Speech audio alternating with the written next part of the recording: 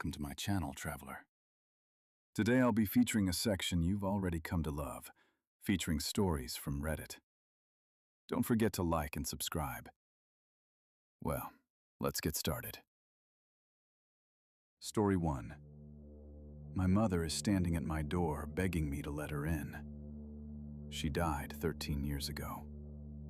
I don't know what this thing is or why it chose me. All I know is that it appeared one night during a storm. The first time it happened, I was watching a movie in the dark, rain hammering the roof. I had a bowl of popcorn in my hand, a cold beer on the table. Thunder cracked occasionally, making me jump, but otherwise I was enjoying the evening. Until I heard the knock. A particularly loud clap of thunder startled me. I jumped, and popcorn went flying onto the floor. "Damn this storm," I muttered, bending down to clean up the mess. And then I froze. Every muscle in my body tensed. Tap, tap, tap. Barely there, barely noticeable, but I was sure I'd heard it. I paused the movie and strained my ears, listening. And I heard it again. Tap, tap, tap. I crept to the door, moving as quietly as I could. The knock came again, louder this time. Tap, tap, tap. Terror gripped me. There shouldn't be anyone there. The nearest neighbors are miles away, and the rain was coming down in sheets. I pushed past the fear and found the courage to call out to whoever was on my porch. "Hello? Who's there?" Deep down, I didn't expect an answer, but I got one, and it was far more terrifying than I could have imagined. "Alan, it's your mother. Please, let me in." I froze. The voice sounded exactly like hers, but it couldn't be Mom. She died 13 years ago. The voice came again, more desperate this time. "Alan, please let me in. It's cold out here." I backed away from the door slowly. "I don't know who you are, but you need to leave. Now. My mother is dead." The thing was silent for a moment, like it was processing the information. Then it started screaming. "Alan, let me in! Please, let me in, Alan! It's cold, so cold. It hurts. You're a terrible son, leaving your poor mother out in this freezing rain. Alan, open the door!" The knocking resumed, louder and more insistent. I stumbled backward, feeling like the house was closing in around me. This can't be happening. This isn't possible. The knocking turned into pounding, heavy, deafening blows that shook the photos on the walls. Then, just as it reached a horrible crescendo, the pounding simply stopped. The only sound outside was the relentless rain. I waited, holding my breath, for something to happen. And then it spoke. "I expected more from you, Alan." I heard something heavy and clumsy moving away, something big. I couldn't take my eyes off the door until the footsteps faded. I didn't call the police about the incident.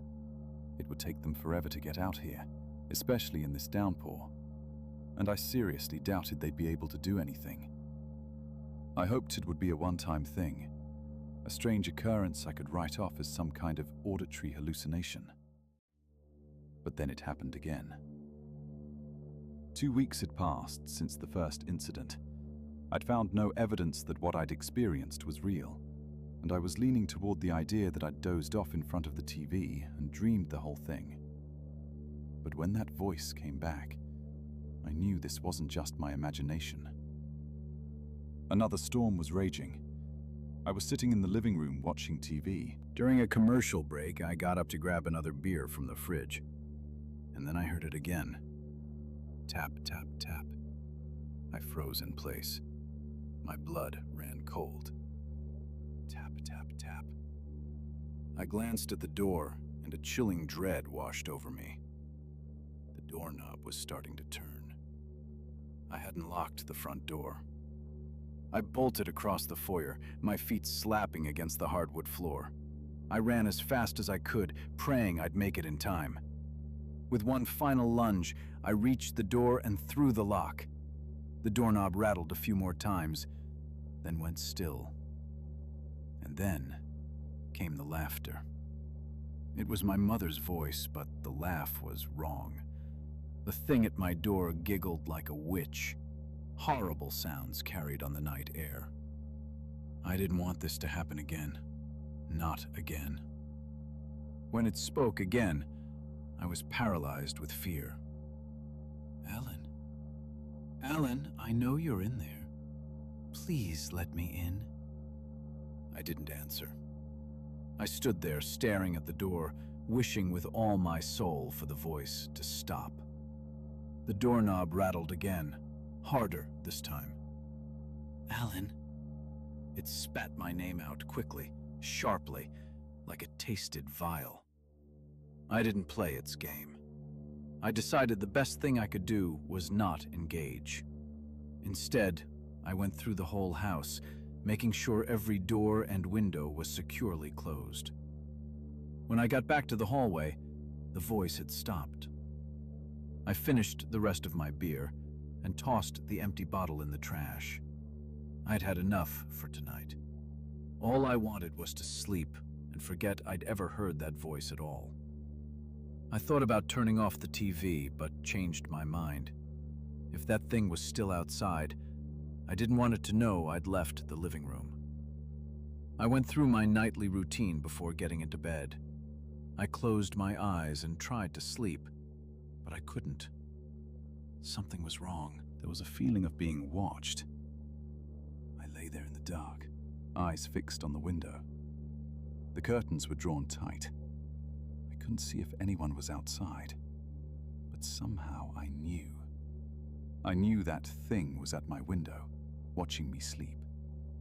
A sudden crash, lightning this up the night sky, and in that flash I saw it. A sickly yellow eye staring at me through the gap in the curtains. I didn't sleep that night, didn't even try. I went back to my chair in front of the TV and closed all the curtains tight. I didn't hear a sound for the rest of the night, not a word, but I felt its presence until dawn. After that, I was terrified of forgetting to lock the door for a long time. Every time I came home, I checked every door in the house. It became automatic. I wasn't going to take any chances. Months passed without incident. I stayed alert before every heavy rain.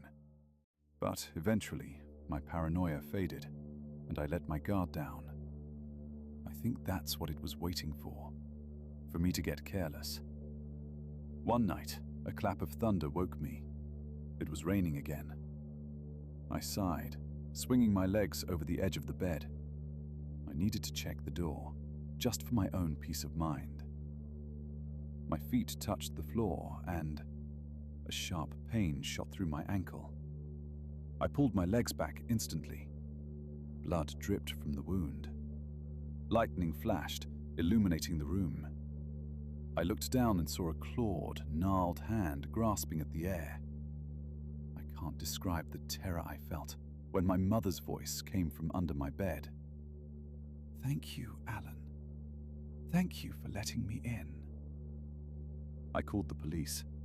They're on their way, but my house is far out, and the storm will only make the drive harder. I don't know how long I'll have to wait. The thing with my mother's voice keeps whispering, coaxing me to join it. I think it's playing with me. "Come here, Alan. I have something for you. You're a good boy. Help your poor mother up. I love you, Alan. Please, just lie with me for a while. I don't know what this thing is or why it's mimicking my mother, and I'm afraid I'll die before I find out." Story 2. My husband's finger. The word absent-minded doesn't even begin to describe my husband. He'd lose his own head if it wasn't attached to his neck. I've lost count of how many times he's torn rooms apart looking for his glasses, only to find them pushed up on his forehead, or how he's driven away from gas stations with the nozzle still in his tank. He'd always been that way, since the day we met. So when he walked into the bedroom one morning with his usual bewildered expression, I braced myself for another lost and found mission. "Honey," he said, scanning the fluffy carpet, "have you seen my finger?" At first, the words didn't register. I answered automatically, "No." He frowned. "I could swear I lost it. Where did you last see it?" "On my hand." That got my full attention. He stood in the middle of the room like a lost child, cradling his hand against his chest. Was something wrong with him? Was he in shock? There was no blood. Wordlessly, I reached for his hand, dreading what I might see. He wasn't joking. His right hand was missing its pinky finger. Not cut off, not torn off, just absent. The skin next to his ring finger was smooth and intact, the other fingers normal. It looked like he'd been born without it. But he hadn't. He'd had 10 fingers.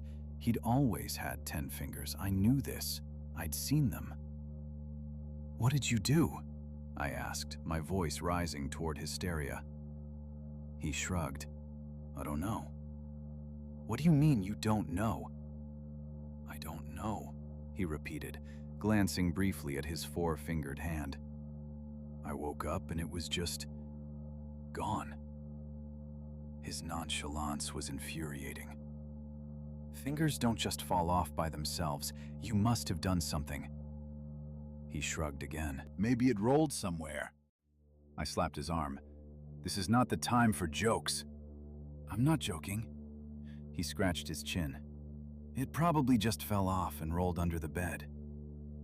The image of my husband's severed finger dropping off like a wart and collecting dust on the floor made my stomach turn. I hit his arm again. "How can you be so calm about this?" He rolled his eyes, which only made me angrier. "It'll turn up eventually." He wiggled his remaining fingers. "I can get by without it, honestly." "That's not the point." My voice climbed with every word, but my husband remained infuriatingly serene. "Honey, listen to me." He reached out, brushing the hair from my face. The fleshy stump where his pinky should have been touched my cheek, and I couldn't help but flinch. "Sweetheart, calm down. Everything's fine." His soothing tone was worse than if he'd screamed at me. "How?" I snapped. "How am I supposed to be calm when you've lost a finger?" He kept smiling. "Don't worry." He cupped my face in his hands, his face so close I could see his wide eyes and smell the toothpaste on his breath. "There's no need to panic. Everything will be fine. I can manage without a pinky, really." Before I could respond, he pressed a finger to my lips, silencing me.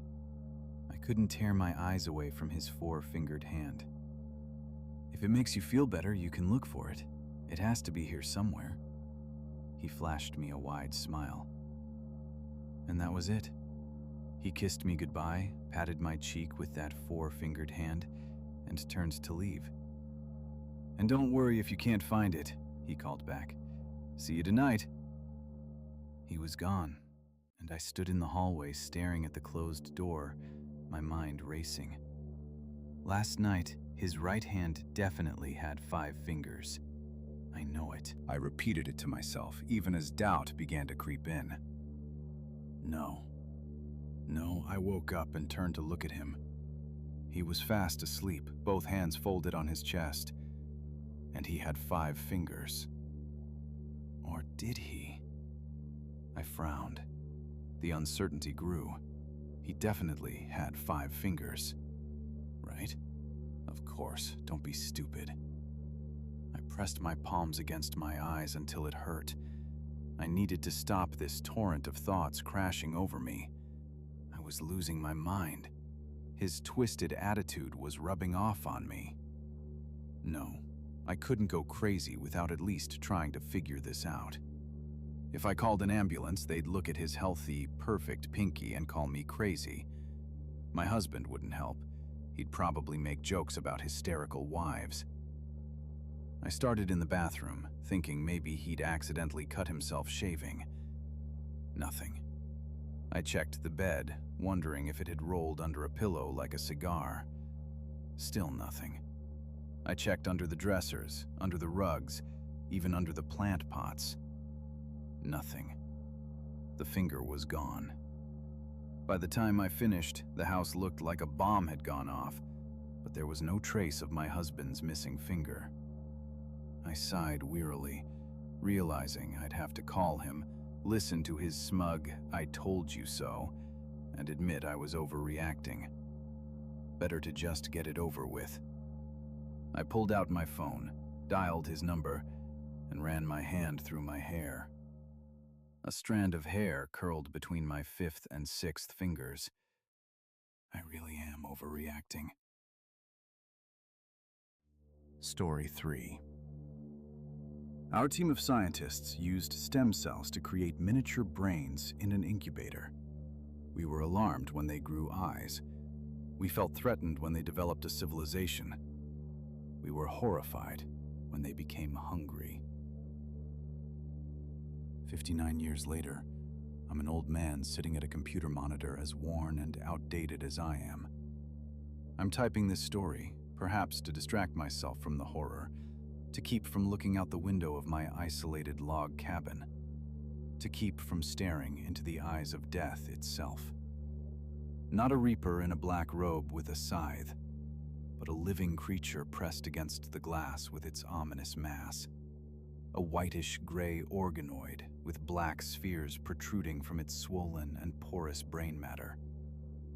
Yes, a brain. An absurd monster come to kill me. But I don't blame it. I am the last of the mad scientists who created it.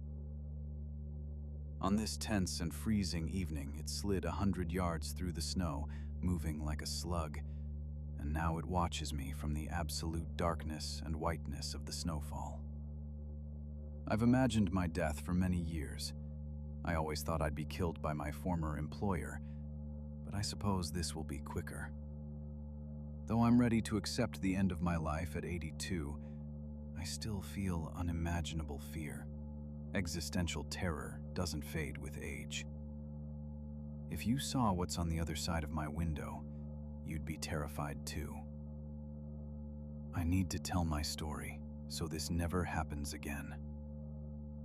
You may have seen articles about scientists turning stem cells into organic neural tissue with eye cups. Fortunately, those mini brains can't yet replicate the complex structure of a real brain. Dozen Minus achieved that decades ago, and it ended horribly. Those people lack ethics.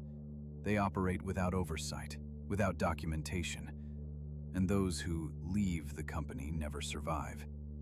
You can't leave Dozen Minus, not with what we know.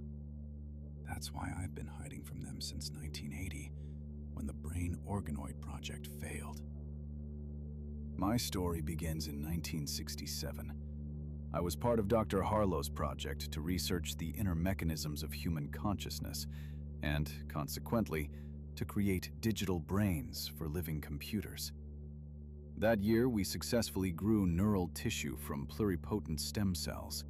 We placed them in a large, lidded container with liquid culture medium, resembling a petri dish. This cell culture container was inside a large incubator that maintained the necessary temperature and oxygen-saturated environment for the organoids to develop normally. But our Frankenstein experiment led to unintended results.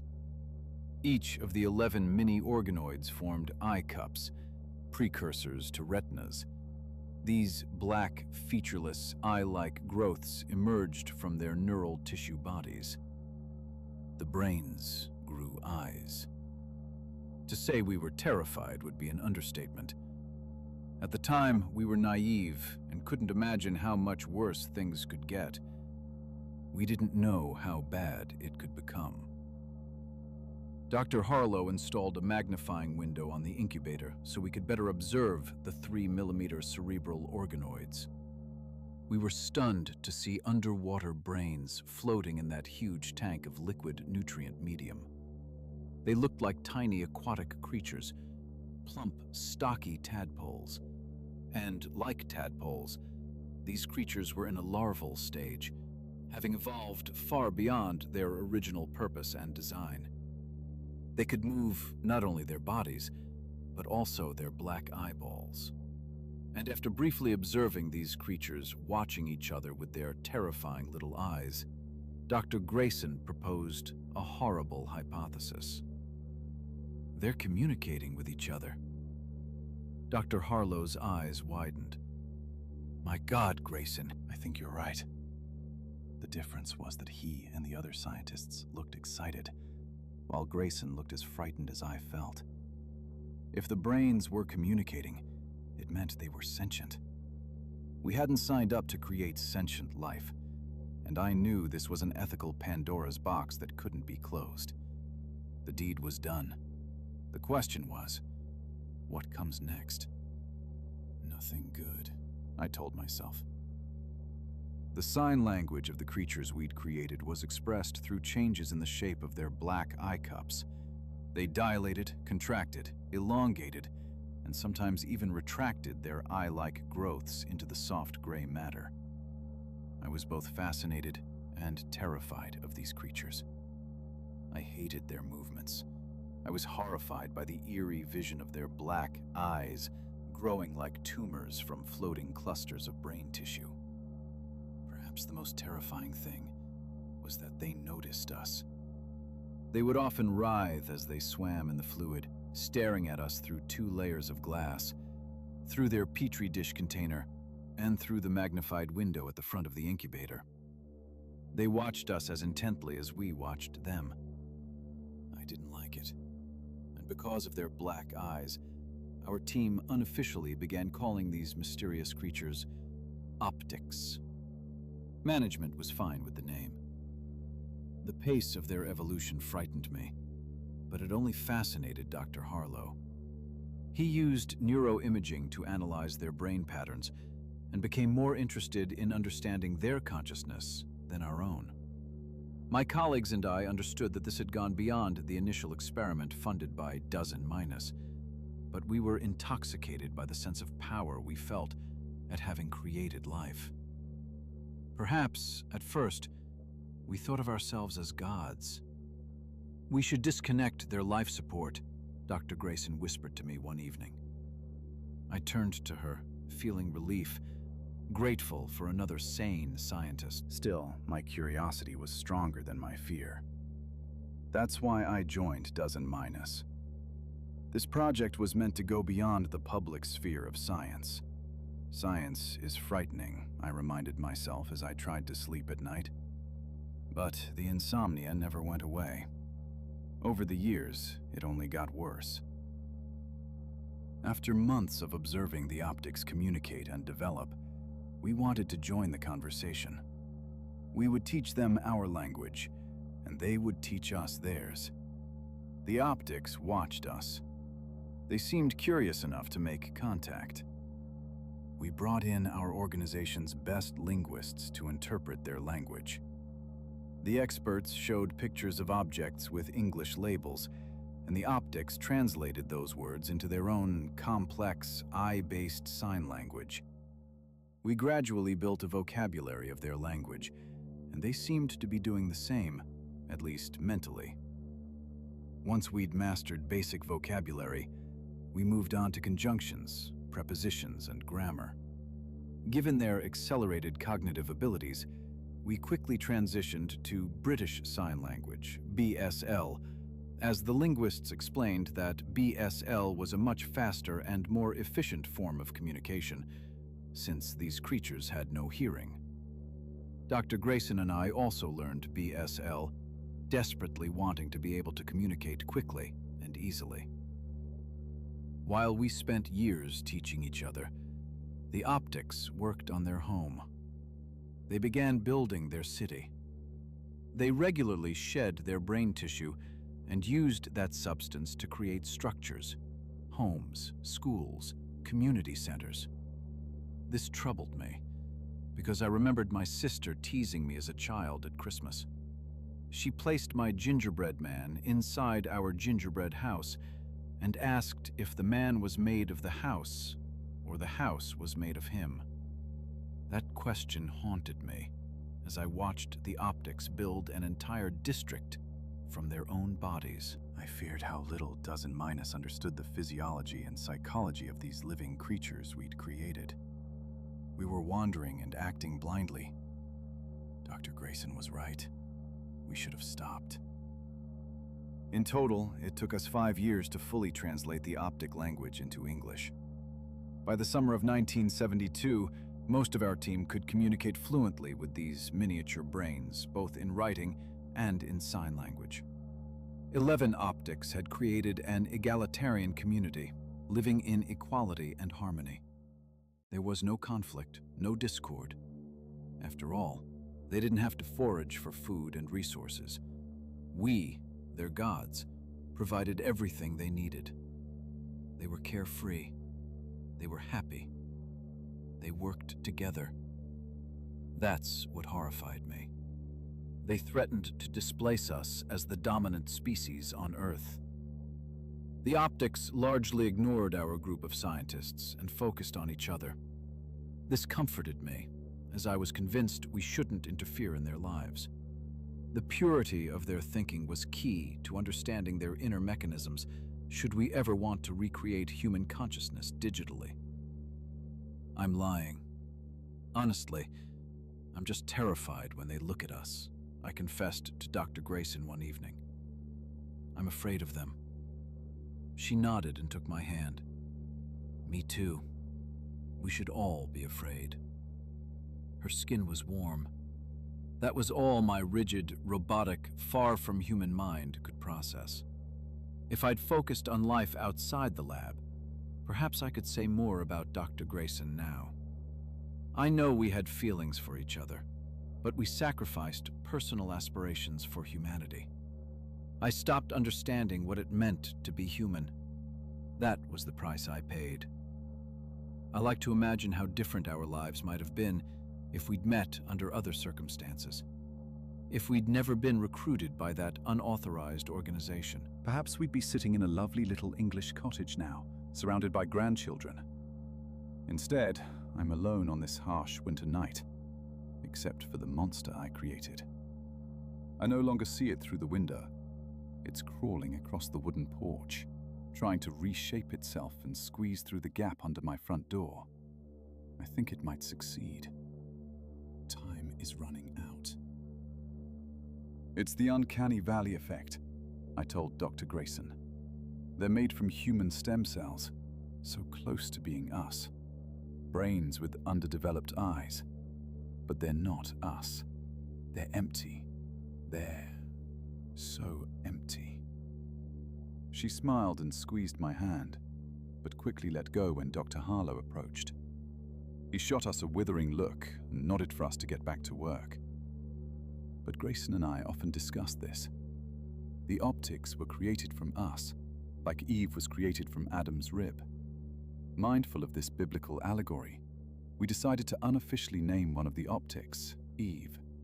Officially, it was 01, but we wanted to give these living beings a personal character. Eve was the unofficial leader of the first 11 Optics. She played a crucial role in developing the Optic language and helped shape their culture. She fostered peace. They shared love and laughter, enjoying the gifts of oxygen and nutrients provided by their creators. In the winter of 1973, after 6 years of stability, great change came. One morning, Dr. Grayson and I entered the lab and found not 11 miniature brains in an underwater village, but 200 brains in an underwater city. Overnight, as lab security camera footage showed, 10 of the 11 Optics had reproduced asexually, shedding clumps of organic matter just as they had created their dwellings. Those clumps then grew and formed their own Optic cups, creating a second generation of optics. Reproduction. A new stage in optic evolution. Over the next 2 years, their population exploded, and we constantly had to acquire new petri dishes and incubators for the optic colony. By the summer of 1975, 10,000 optics swam in a 125 cubic meter tank. Inside was an entire city-state, complete with residential buildings, schools, government structures, and skyscrapers reaching to the top of the tank. They had evolved from a tight-knit community into a sprawling society, and our team of scientists communicated daily with dozens of educated optics fluent in BSL. My favorite was 08, whom Grayson and I called Aristotle when Dr. Harlow wasn't around. He was the only remaining first-generation optic. The other 10 had reproduced, shedding all the cells of their bodies, continuing to live within the bodies of their hundreds of children and grandchildren. I was always struck by the fact that he was the only one of the 11 who didn't want to reproduce. Perhaps that's why he frightened me less than the others. He wasn't trying to build an empire. He wasn't trying to replace humanity. Aristotle was a teacher of ethics. He advocated for prudence, teaching his fellow optics to govern their minds. He championed democracy, freedom, and justice. Above all, he defended Eve, striving to preserve her egalitarian and loving society, which had now grown nearly 1,000-fold. He advocated for justice in each specific case. Given the complexity of life, there should be no universal moral law for resolving disputes. Dr. Grayson named him after the Aristotelian ethical code he followed. Despite all his virtues, Aristotle terrified me every time I spoke with him, simply because he seemed evolutionarily superior to me. He threatened my very existence. "Do you like your home? Don't you feel trapped?" I asked once. He replied with his strange eye movements. "Don't worry, Dr. Walton. I don't consider you my enslaver." Yes, I like my home. That comforted me somewhat, but he was only one among many. What frightened me most was 45, a descendant of Eve. He gained influence by using his late mother's name to strengthen his position, as she was the most beloved figure in optic history. He considered himself an aristocrat, an optic of noble birth, and was a heartless creature Grayson and I called Caligula, after the ancient Roman emperor. He wanted the first-generation optic children to rule the entire civilization, as they were the purest among the 10,000 citizens. Caligula was not loved like his mother. Most optics saw through his delusions of grandeur and chided him for forgetting Eve's teachings of equality and compassion. Then Caligula began spewing hateful rhetoric about the new, defective generations of optics, born with evolutionary differences in size, shape, and color. Some gray, some yellow, some bluish. Fortunately, at town meetings, the optics chose to follow the words of Aristotle, who preached love and unity achieved through democracy. A ruling class would only create division, as Caligula's dangerous ideas clearly demonstrated. The optics agreed. But by 1977, Aristotle was the only one who remembered the early days of harmonious living. History was taught in schools, but the days of unity and harmony seemed like fiction to the new generations.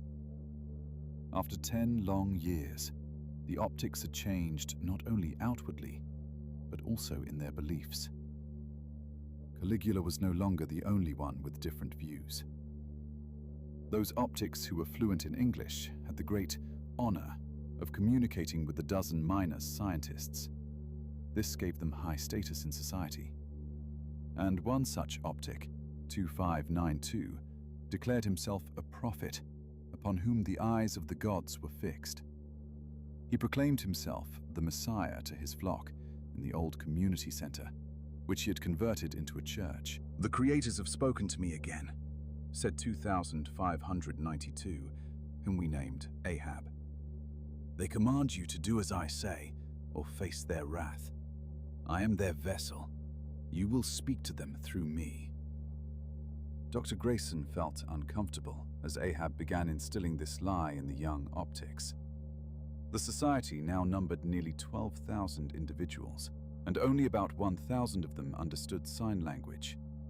We tried to communicate the truth to as many as possible, but it was a game of telephone. False prophets distorted the messages, and the truthful translators were no longer listened to. Tension grew. We no longer understood each other. In 1979, a spark finally lit this powder keg. Dozen Minus diverted some of its funding to other experiments, forcing us to ration nutrient delivery to the incubator. "Why the nutrient shortage?" Aristotle asked me. "Management cut funding," I replied. "I'm sorry. I'm doing all I can." After 7 years of communicating with the optics, I had learned to read emotions in their eyes. In the rapid dilation and contraction of Aristotle's little black spheres, I saw panic, and that panic terrified me, because I'd never seen him even slightly agitated before. "This is what Caligula needs," Aristotle said. He was right. That totalitarian's radical ideas were attracting the attention of young, impressionable citizens uninterested in history or ethical teachings. They cared only about the present. They lacked oxygen and nutrients, and someone had solutions. That was all. Caligula blamed overpopulation. He was cunning in his deception, cloaking himself in truth. There wouldn't be enough nutrients for all 13,000 optics. But overpopulation wasn't the cause of the problem. It only exacerbated the situation. "Aristotle made us greedy and stupid," Caligula claimed at a town meeting. "Now we're paying for a society of abundance. Too many optics, too few resources. Too many conflicting ideas, too little order." In my mother's early days, the great Eve's time, there was uniformity and conformity. That is the path to a better life. Some with wiser perspectives understood that peace and unanimity were not the same thing. Unfortunately, while they debated how to return to former times given the resource crisis, Caligula united the optics who believed him and formed a cult.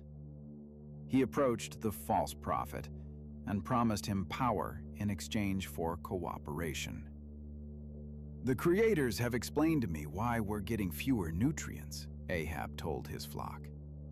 "They say they're punishing us for straying from the path. But Caligula will return us to the righteous path, my friends, and then the creators will feed us. They will return our great and beautiful land to us." Caligula won the next democratic election. Most who could have opposed him were too busy bickering or dying of hunger to pay attention, too distracted to vote at all. Caligula seized the initiative and began calling himself a word we had no translation for. He expressed it with his terrifying black eyes, a look that had haunted me ever since I first noticed him spreading his hatred at town meetings. Emperor. That must have been the right word. In his own mind, he had always been Emperor Caligula, Eve's noble son, fighting to preserve the purity of his civilization. Finally, he had the power to reshape society in his image. Of course, I knew of beings like him outside the incubator. I was born at the very end of the war, after all. And I knew what would come next. Caligula's regime's first step was to eliminate all dissenters, who, he said, stood in the way of survival. He imprisoned intellectuals who opposed him. When Aristotle, the last of the firstborn, was imprisoned, There was a small outcry, but Caligula convinced his followers that their beloved philosopher was a senile old man, an enemy of the state with foolish ideas that had nearly destroyed their species. They needed rules and laws to keep the population in check. The choice was simple: freedom or survival. In 1980, the point of no return arrived. Caligula solved the nutrient shortage by reducing the population through the extermination of undesirable elements. This wasn't a civil war, as the public had never known violence. They didn't know how to defend themselves against Caligula and his tyrants, who devoured the population, using their organic tissues as mighty fortresses for the government. Caligula's eugenic mission led to a genocide that killed thousands. It didn't stop at undesirable elements. After that, Caligula targeted his own followers. Even the older generation, considered pure like himself. He wielded his power with absolute ruthlessness. He didn't just want to solve the nutrient shortage. He didn't even just want to be emperor. He wanted to be God. And the next stage of evolution awaited us. At a town meeting, Caligula thanked his remaining supporters, most of whom now obeyed him only to avoid extermination. Nutrients were now sufficient for all, he said, but their work wasn't finished. To prevent a similar crisis in their great society in the future, they must become one. That was the key to prosperity. Inside the vast palace were 200 optics, and through the large windows, we watched as Caligula and his inner circle of generals began their terrible work. They lunged at their fellow optics who couldn't escape, devouring their organic bodies. They even consumed Ahab, as if to show the survivors that even prophets were insignificant in the shadow of the emperor. In turn, Caligula and his generals swelled, replenishing their bodies with the corpses of fallen followers. They transformed into giant brains, bursting through the walls of their grand meeting place. Brains composed of neural tissue taken from their brethren. The giants towered over the city, populated by scattered survivors, fleeing and hiding from their oppressors. Then Caligula blinked, transmitting a message to his people, and my face went pale. Their cage had become too small for them. "Sir, we must stop this," Dr. Grayson pleaded with Dr. Harlow. "Why?" he asked. "This is what we wanted. The situation is evolving again. We have a wealth of new data to analyze. Director Anslow will reinstate full funding when he sees this." Grayson looked at me with despair. Only the three of us were in the lab that late evening, so she needed my support. She needed me to stand up to Dr. Harlow. Of course, I didn't want to rock the boat with management. They could force me to resign, which meant a bullet to the head. Everyone knew that. That's why we always stayed silent and did as we were told. But this was too complex an ethical dilemma. I was about to say or do something, I'm sure of it. I just don't remember what. Because at that moment, we suddenly heard the crack of breaking glass. Shards from the incubator windows shattered. 5 unnatural abominations slid out. Organoids, each with a mass extending 10 inches in all directions, with swollen eyes bulging from their grey, tumor-like bodies. Caligula and his generals had escaped. They were surviving outside the fluid. Grayson and I screamed as 4 of Caligula's generals wrapped around Dr. Harlow's legs and pulled him to the ground. He couldn't shake off the mighty organoids and opened his mouth to scream. That scream was immediately muffled as organoids pushed their neural tissue through his open lips. His body began to wither like a dying flower, wasting away, and as his skin clung tighter to his skeleton, the mass of the organoids grew larger and larger. They were draining him. They were assimilating him, just like the other organoids. "Run!" I shouted to Dr. Grayson. We turned and bolted for the exit, my heart pounding in my ears, nearly drowning out the wet sounds of Caligula crawling after us across the floor. The terror was so intense that I pushed through the door and ran from the lab, not yet fully comprehending what had happened. When I turned back, I froze in horror. I couldn't even scream. Neither could Dr. Grayson. Caligula had wrapped around her face so fast, pushing into her mouth before a sound could escape her lips. I watched her claw at her face with bony, nearly lifeless hands, collapsing to her knees. I was powerless, watching her wither into the same drained human husk as Dr. Harlow. And Caligula took her mass, becoming a man-sized monster, larger than all 4 of his generals combined. Only the scientist's clothes remained on the floor, useless waste, of no interest to the optics. Caligula blinked at me. Another word not in the dictionary we'd compiled. Almost every night, I wake up in a cold sweat, wondering what he said to me. Caligula crawled across the tile floor as if suctioned to it. I looked at the shattered incubator behind Caligula and his generals, wondering if any optics remained inside the depleting nutrient medium, wondering if they had witnessed their tyrannical ruler consume 2 gods before their eyes. Perhaps he truly was a god, I thought in terror, as his figure slowly approached me. This all lasted perhaps 3 seconds, but it felt like an eternity. Shaking off my stupor, I slammed the button by the lab door to seal it, just as Caligula's bulk slammed into the window on the other side. His black optic cups filled the pane, staring into my very soul. Even years ago, when he was a small optic, his eyes had seemed large and terrifying to me. With trembling hands, I entered the code on the wall panel to activate lab sterilization, and a piercing siren wailed throughout the Dozen-Minus complex.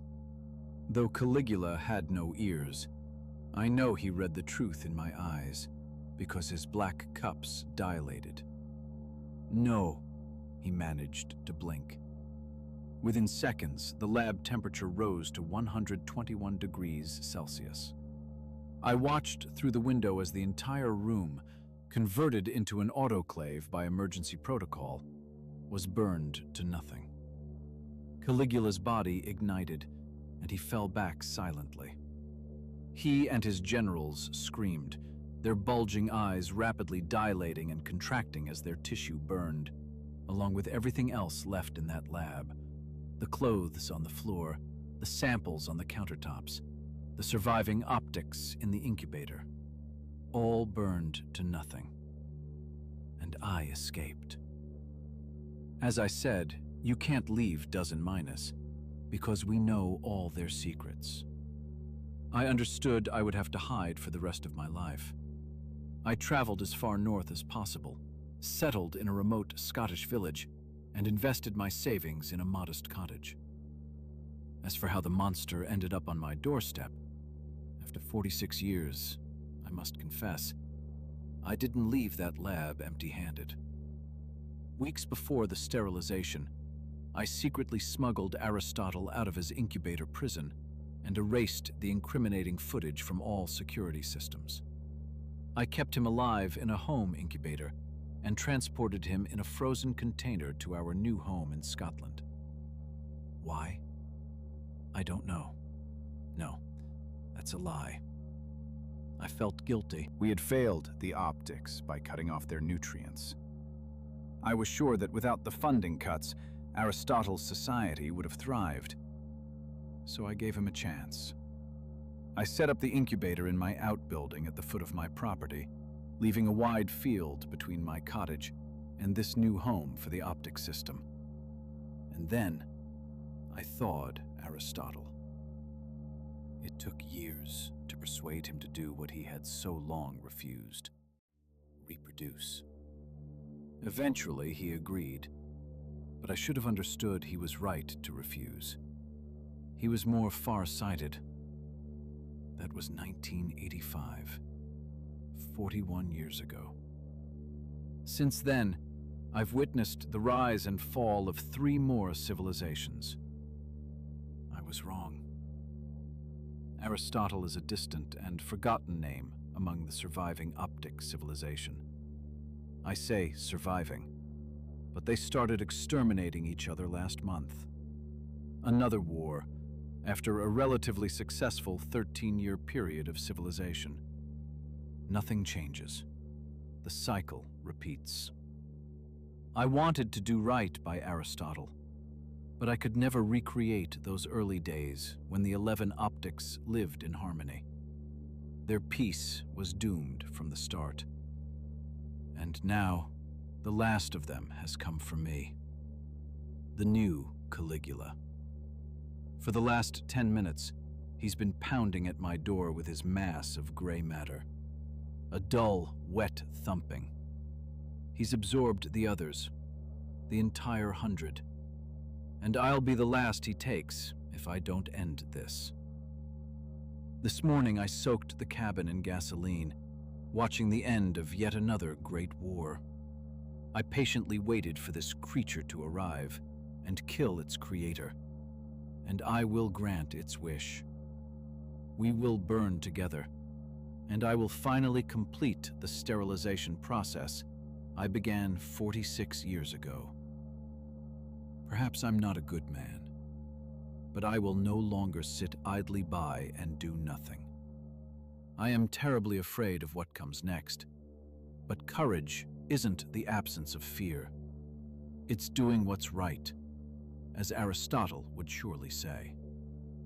I'm doing this for him, for Dr. Grayson. Even for Dr. Harlow and Caligula. For all of them, organoids and humans alike. With a trembling hand, I flicked the lighter's wheel, waiting for the door to break, while typing these final passages with the other. I will wait until the monster enters. I will wait for this nightmare to end. So, how did you like today's episode? I think it turned out great. Stay with me. I have so many more stories. See you tomorrow, friends.